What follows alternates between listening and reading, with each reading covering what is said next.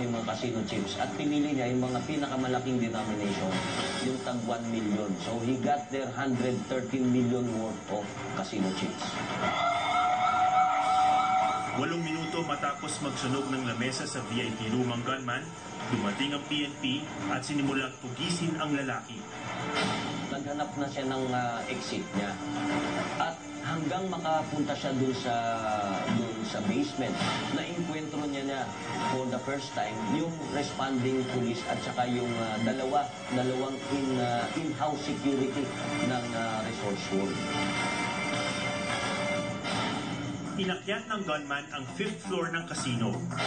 Pinilit niyang mapasok ang room 510.